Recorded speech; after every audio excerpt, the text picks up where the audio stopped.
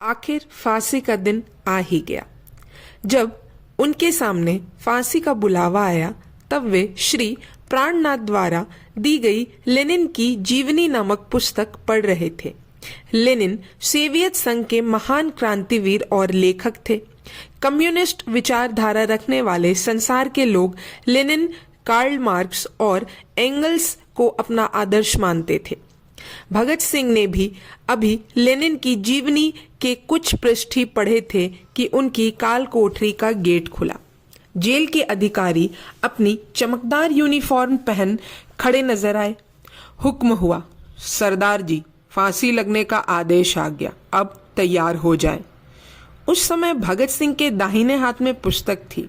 उन्होंने पुस्तक पर से दृष्टि हटाए बगैर अपने सामने वाले हाथ उठाकर उत्तर दिया, ठहरो, एक क्रांतिकारी दूसरे क्रांतिकारी से मिल रहा है।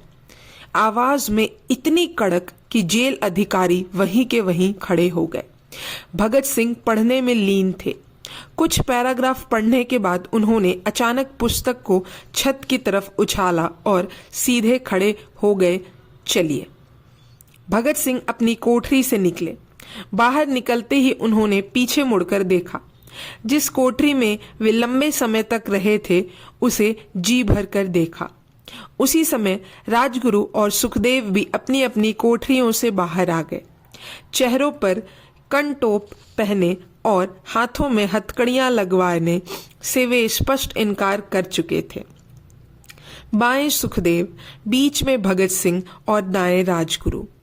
भगत सिंह ने अपनी दाहिने बाहें राजगुरु की बाईं भुजा में डाल ली तथा बाईं भुजा सुखदेव की दाहिनी भुजा में।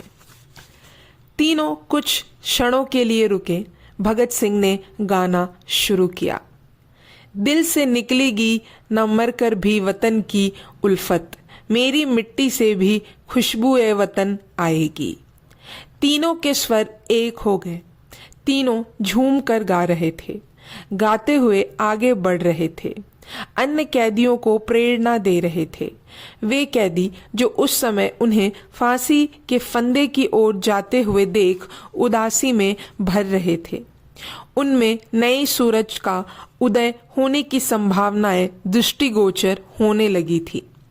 जेल के गेट के बाहर लोगों की बहुत भीड़ थी।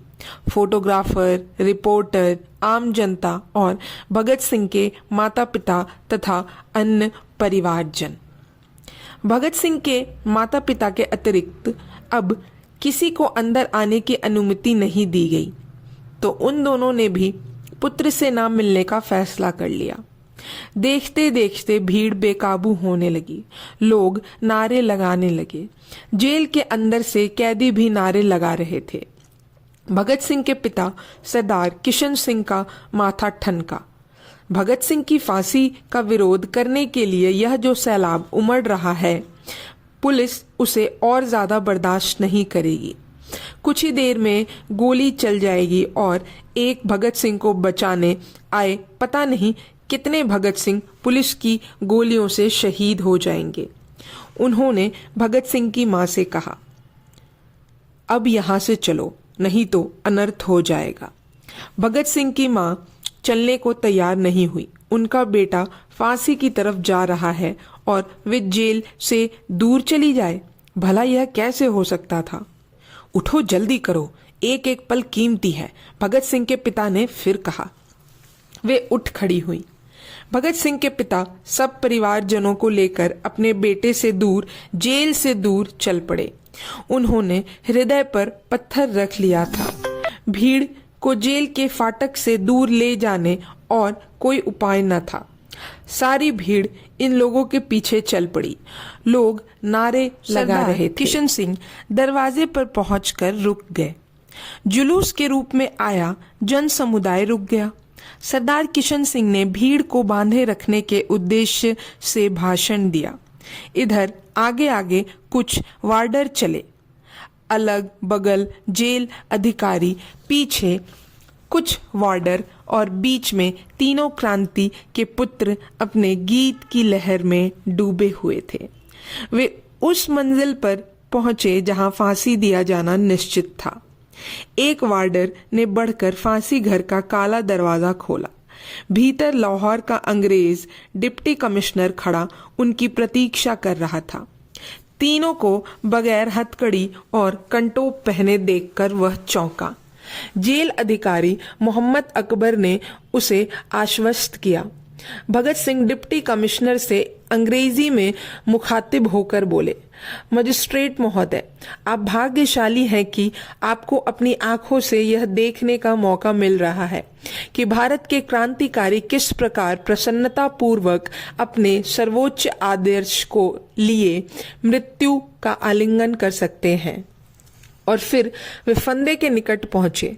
तीनों इनकलाबी युवकों के हाव भाव में उस समय भी वीर रस भरा हुआ था। तीनों के ऊंचे स्वर उभरे, इनकलाब जिंदाबाद, साम्राज्यवाद मुर्दाबाद। तीनों ने अपना अपना फंदा पकड़ा और उसे चूम कर अपने हाथों से गले में डाल लिया। जल्लाद से फंदे को ठीक करने को कहा। भगत सिंह के मुंह से निकले शब्द सुनकर जल्लाद जैसे क्रूर व्यक्ति का हृदय भी कांप गया। उसे अपने कानों पर विश्वास नहीं हो पा रहा था।